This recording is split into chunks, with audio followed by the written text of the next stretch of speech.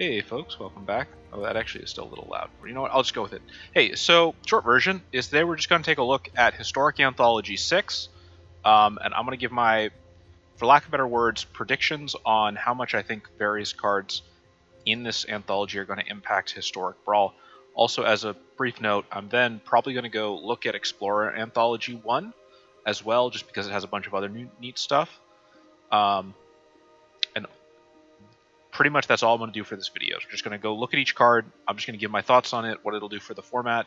You can also see pretty obviously from the fact that I already have this pulled up that I have not crafted any of these yet. The main reason is that I'm not super interested in it. The other reason is that I pretty much only play Brawl. There's no purpose for me to buy all of these or to craft them unless I already have a deck they're going to go in through. So, my bad. So let's just go into them. Guess we'll just start off with Avacyn, Angel of Hope. You've probably seen this if you've been around for a while. If you haven't, 8/8 for 8, 5 and 3 white, flying, vigilance, indestructible, gives all your other stuff indestructible. And it is legendary, so you can use it as a commander. So the thing about Avacyn for me, right, is that in terms of commanders, Angels already actually have a pretty good tribal commander in Layla, and I don't think Avacyn is a better one. In addition, the fact that she's monocolor means that as a commander, again, white doesn't have a lot of ramp. So, yes, this is a bomb. Yes, when you play it, your opponent has to exile it or do something to get rid of it. But it's still going to be incredibly difficult to get this out as a commander. So, as a result, I think that what we'll mostly see this card in Historic Brawl used for is as a target for Reanimator decks. So we might see this in the current Reanimator Rafine or any of the other variants and stuff like that we've seen played before. But I don't really think we'll see this as a super popular commander. I think it will show up as a late game bomb in a few decks that have ways to cheat it out onto the battlefield. Next up, Ferguson Metamorph. Not too much to say on this card in the context of Historic Brawl. It's just a very solid clone that can be pretty much anything you want, and you can pay for it with only 3 colorless. Which, weirdly enough, actually might make it better in multicolor decks than in mono blue. But we already have cards in the format that clone and copy, so I don't think that this being another one is going to somehow magically warp everything to any real extent, right? It's cheap copy, it's a good card, but I don't see it being format warping to the point that it's anything to be concerned about. Orpheomancer wins a similar sort of prize of not being particularly exciting to any extent. With that said, I can see this card being really good in Shatterfang decks, just because it's more free token production. It's a perfectly reasonable card, right? It's a perfectly reasonable rare. It's just not like, oh, hey, it's gonna warp the format.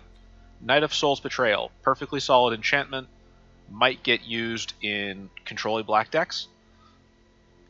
Legendary enchantment, so you can't run more than one copy of it, but hey, it's Historic Brawl. But you can't even make clones of it. There's stuff that already exists. This is just a little bit cheaper. I don't see this having a huge impact on the format. Layla, the Blade Reforged. Another potential commander here. 3-drop, haste. Whenever it attacks, exile top card of your library. You can play that card this turn. Whenever one or more cards are put into exile from your library and or your graveyard, put a 1/1 counter on Layla. So basically this is a 3/3 for 3 with haste in red.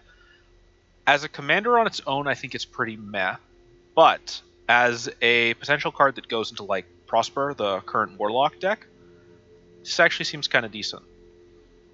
I don't see this being ruinous or warping strategies too much. I think you can probably make a commander deck around it, at least more than you can do with, say, Avacyn. But the fact that it's monocolor is definitely a bit unfortunate. And now I don't make any friends. Tarmogoyf, it's mythic. I don't see it doing absolutely anything for the format. Like, Tarmogoyf's thing, right, is that it is best value stats, basically, right? I believe it turns into, so what are the card types? Instant, sorcery, land, artifact, creature, enchantment. Have I missed any? Is that 6? I've probably missed some, but my point is, yes, it's a 6 something for 2. That's very cool, but it doesn't have trample, It's just a very large green creature, potentially, right? That's it. And again, since this is Historic Brawl, it's a format of one-offs. If them playing a Tarmogoyf early maybe chips you a little bit harder, but you'll have removal for it. It's not a big threat. In potentially the card that is going to be the biggest, well, second biggest, I'll be honest, second biggest actual impact to people who regularly play Historic Brawl, I'm going to say Goshens of Life's Origin. It's a 4-drop, 3/4 legendary enchantment creature. It is a shrine. You can tap 5 of any color, return target enchantment card from your graveyard to the battlefield, and whenever it or another non-token shrine enters the battlefield under your control, you create a 1/1 colorless shrine enchantment creature token.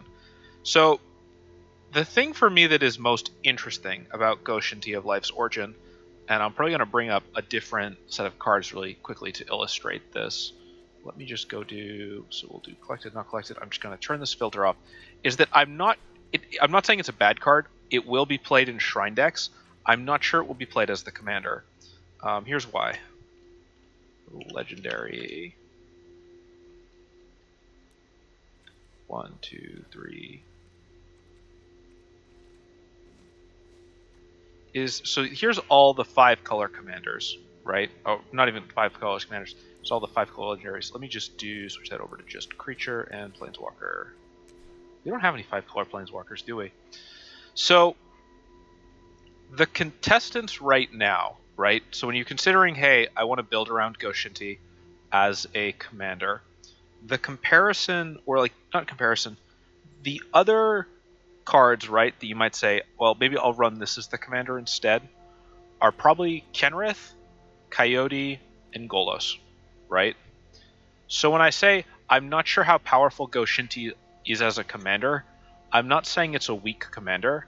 I'm saying that if you're building 5-color shrines, the cards that you should be comparing this to in terms of power are Golos, the king of simultaneously ramping and then just playing every card in your deck, and Kenrith, master of the toolbox, right?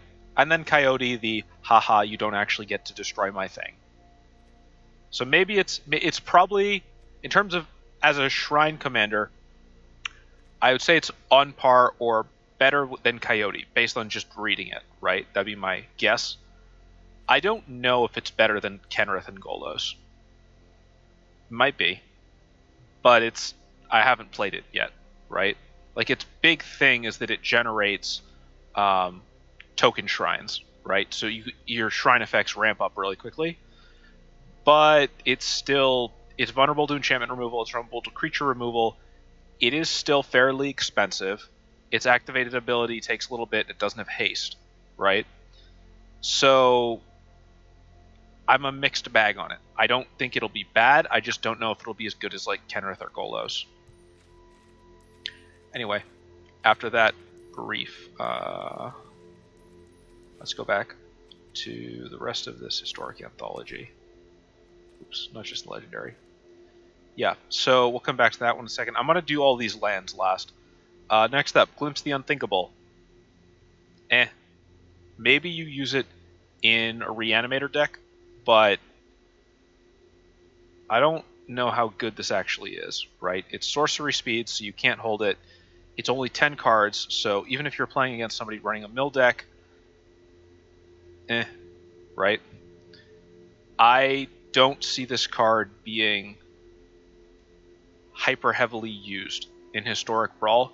I don't see it being hyper heavily used even in the decks that would like to use it, just because it's not actually all that fantastic. It's just sort of mediocre, right? Using it effectively requires you to have a lot of mana open and to be able to think, hey, I can get this off. So it's kind of unclear to me when you'd use it. Retrofitter Foundry. Again, it'll be used in artifact decks, right? And you can probably build decks that will take advantage of it well, but I don't think that it's everybody needs to be afraid of this card. Which brings us to the actual everybody needs to be afraid of this card, Chalice of the Void. This is the one that I think people have been the most anxious about, and I can kind of see why. If there's any single card in this anthology that's going to either be format warping or potentially even get considered for a ban, I would probably say it's this one. I don't know what Chalice of the Void's property in other formats is, or like I'm assuming. So here's the thing, right? It's in here along with stuff like Tarmogoyf and Avacyn, right? Which means it's either, what would be a good word for it? It's either a very well-known card, like a very sort of not impactful is the wrong statement. It's either a very recognizable card or a very powerful card, or just some sort of middle in between utility. But regardless, Chalice of the Void XX enters with X charge counters on it. Whenever a player casts a spell with mana value equal to the number of charge counters on Chalice of the Void, counter that spell. It's also not legendary. The issue that I can see happening with this one is that it's just going to be kind of ugly, right? So, for example, the closest equivalent, if we're looking at cards that actually got banned in this format, I'm going to turn this off for a second, right? We have the one, the only, the I can't spell, Pithing Needle. So, Pithing Needle got banned, right? Because it basically just turns, it's possible to just turn off your opponent's commander, right? Until they remove Pithing Needle. And Chalice is in sort of a similar position, in my mind, right? Now, the other thing about it, though, is that unlike Pithing Needle, Chalice is much more highly costed. It'll be really interesting to see and more importantly, perhaps, both those cards can go into any deck, right? So if we see Chalice become an auto-include as just some sort of, okay, any deck that isn't aggro is going to run Chalice with the expectation of, hey, if the game goes to like turn 10, I'll just drop this for 5 and block them from playing their commander until they remove it for the rest of the game. That I can potentially see them doing something about. Okay, so we've covered everything except half the cards in here because they're all the same card except in different colors. Artifact lands. I don't really care about them. They don't interest me that much. I'm not saying that they're bad. More importantly, I never played any of the hyper artifact heavy blocks. So I've never played like Phyrexia or Mirrodin or any of those blocks. So I don't know how to evaluate these lands. Like they're fine. I'm sure people are happy that they're available. For me, I look at them in the context of Historic Brawl and I go, huh, there's now another like to me the best thing about them is like, hey, there's another like common rarity land that is 2 colors that can be played for anybody who's just getting back into the format. In fact, I actually might, where's the black-white one? I actually might craft Goldmire Bridge and add that to one of my artisan decks that I'm working on right now. But for me, that's the most exciting thing about them. They're not shocking to any extent. So if I was to look at cards and go, what do I think is going to be of the most impactful cards for Historic Brawl in these 20, I would say the top 2 are going to be potentially Chalice the Void and Goshens of Life's Origins, in terms of you actually encounter the people playing those cards in the wild. In terms of other cards that will probably get added or might get used, Phyrexian Metamorph is probably up there. Avacyn you'll probably see once in a while as like a late game bomb. It's a big bomb. Everything else will go into like its relative like niche, right? But won't be I see this every single game. So that's Historic Anthology 6. Let's go look at the Explorer Anthology 1. Because this one has actually a bunch more stuff in it that I think will be more common and more interesting. So first one, Favored Hoplite. 1/2 for 1. Whenever you cast a spell that targets it, you put a +1 on it, and you prevent all damage will be dealt to it till end of turn. I specifically looked up the name of the card that I thought this would work really well with earlier, and I forgot it again. But it's the red-white angel that is whenever you cast cheap instants, basically, you exile them and then you get them back a second time. I can see Favored Hoplite working well in that deck. Rally the Ancestors. I don't see it becoming a staple yet. With that said, I could be completely wrong, and it's possible that cheap decks or cheap aggro decks do end up using this. The big thing about it for me, though, is that It exiles those creatures after you pull them back, and even though it's instant speed, it doesn't give anything haste. So it's, unless you have a way to make them hasted, I'm not sure how much it's going to do for you. For reference, they just printed, I think, Escape from Avernus recently, which is 3 white X, which does basically everything this does, but for 1 more white mana, and also grabs you Planeswalkers, but it is sorcery speed, if I remember correctly. Mausoleum Wanderer, it's a 1/1. You can sack it to dodge a 1-drop. I don't see it being a big thing, or something that you put in the deck unless you're already building around spirits. It also gets +1/+1 each time you play a spirit, but again, so unless you're building spirit tribal, probably not. And Soul Artifact, otherwise known as, hey, the 5 people who play, what's his name? Is it Teferi? It's not Teferi. Whatever. Those 5 people that I play, the blue-black Planeswalker, and run those decks, they're probably happy about this, and everybody else probably looked at it and went, okay, yeah, that's a card. And then they did what I'm going to do and just moved on to the next one, Shadowboard Apostle. So, once upon a time, I played against a friend who used this card against me, and he had a deck that was basically in, I don't remember exactly how it did it, but I do remember that he basically milled his entire deck in something like 1 turn and then just won the game. Shadowboard Apostle is interesting. You can put any number of it in your deck, so that's an interesting deck building restriction, or non-restriction, I guess.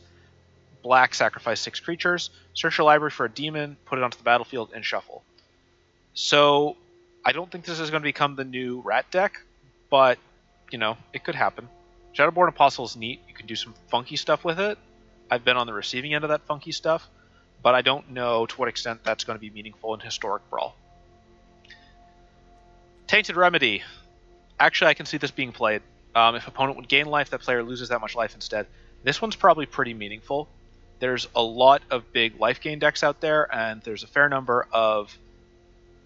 Is it Jehoria? There's a couple decks that infinite combo off life gain from casting artifacts to then just blow you up.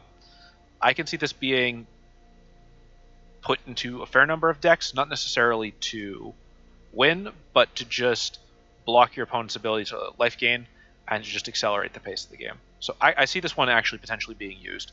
If this was uncommon, I probably would have already crafted it and added it to a couple of my decks. Caltest Crater of Get.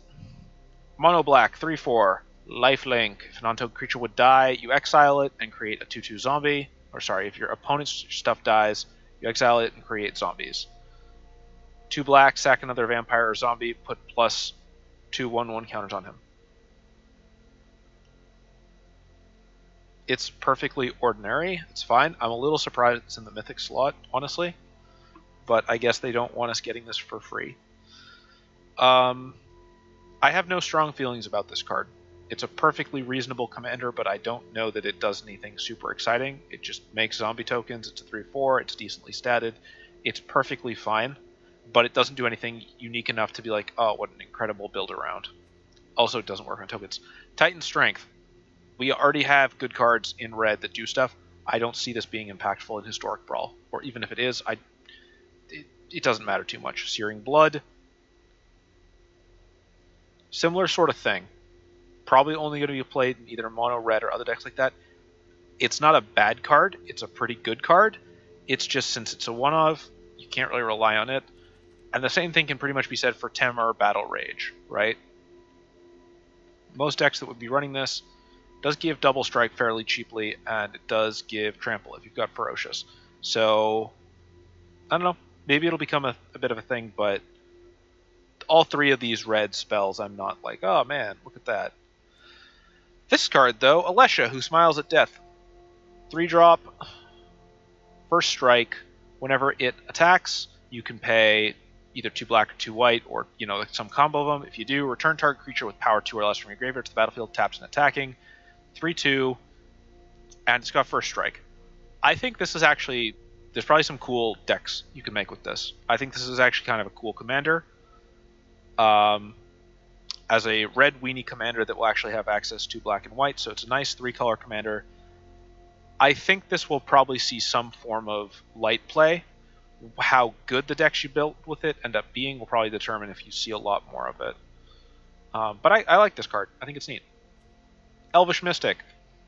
Land of War Elves, but with a different name, so you can include a second copy of it, and that's all I need to say about this card. Back to nature.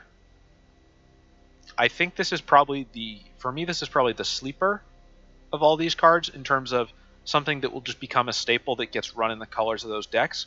Destroy all enchantments is good. The fact that it hits your own stuff might not be as great, but enchantment-based decks are a pretty common thing actually at this point.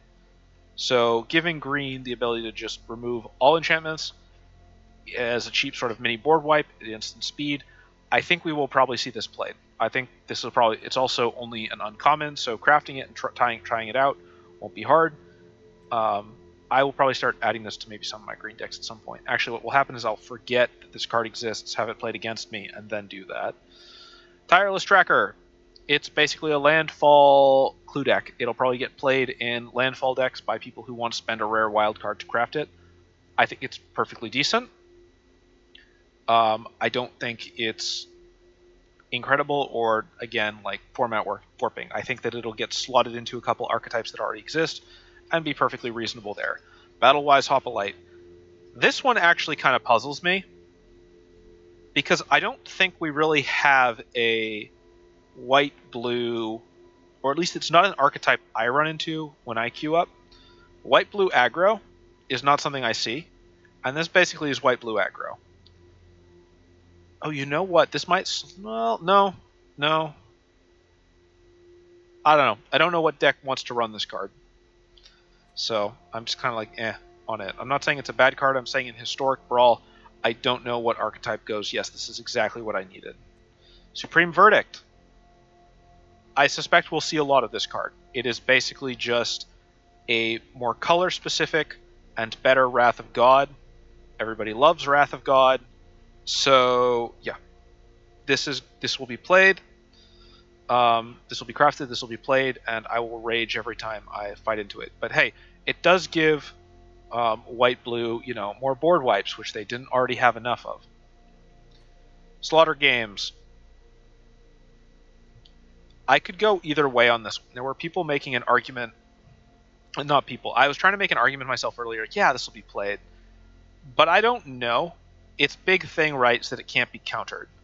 So the most valuable thing it's good for, right, is if you're playing black-red and you know that there's something they're going to try to set up for that will just doom you, you can go chomp it out of their deck. Ultimately, you play like black-red control of some sort, and you use this to remove Ulamog before they play it. It's perfectly fine. I'm not particularly sold of it or scared of it. I don't think it's going to be format defining in Historic Brawl. We already have a fair number of cards that let you search your opponent's deck and yoink shit out. This is just one that can't be countered. Siege Rhino. I don't care. I looked at this card and I understand why it's good, but I don't care about it being used in Historic Brawl because it's a one-off. Hangerback Walker. This will probably be played in a couple like +1/+1 counter decks and stuff like that, or maybe even just artifact decks. It sort of sits in the same spot as Siege Rhino, except I'm a little more interested in it, in that it's a powerful card with a good effect, but it's also just like, it's not format warping. It's just solid, good, but that also means that you can just exile it. Finally, Darksteel Citadel. I gave my opinion on the artifact lands. This is just another artifact land. Same deal as before. Perfectly fine. Not exciting. Actually, this isn't the same deal as before because it's not even multicolor. Artifact Affinity decks got another tool to work with. Don't know what else to tell you. So yeah, so of everything here, of things that I think will be the most impactful, it's pretty easy. I suspect we will see a lot of Supreme Verdict, just because it's very good. I suspect that we will... Supreme Verdict. Supreme Verdict is very good. Tainted Remedy is an interesting side slot. Alesha could actually be a kind of neat commander that might be fun to build. Was there one more? But I think back, I guess everybody's going to Craft Elvis Mystic. Like, I don't even know. Every green deck will add this deck. So I guess technically, this is the most popular card in your new anthology. Congratulations. It's another Mana Dork Elf. I can't believe it's not Land of War Elves. So maybe it actually probably goes Elvish Mystic and back to nature. Probably followed by, well, maybe Elvish Mystic, Supreme Verdict, Back to Nature, Tainted Remedy, and Alesha are the 5 that feel meaningful to me in Historic Brawl. Everything else generally varies somewhere between situational and good in specific decks, or like nice to have. I would say the red cards are probably the least impactful outside of Alesha. I would say Shadowboard Apostle is probably the one I'm the least confident about.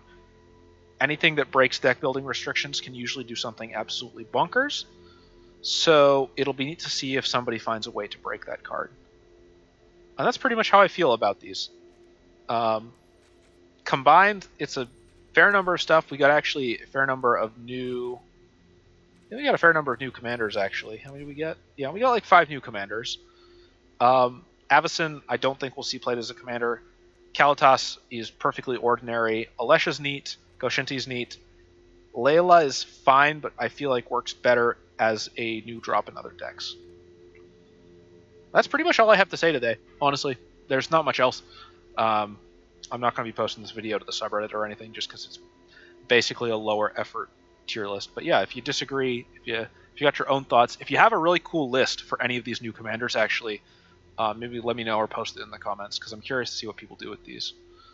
And until next time, take care, and I'll see you guys then.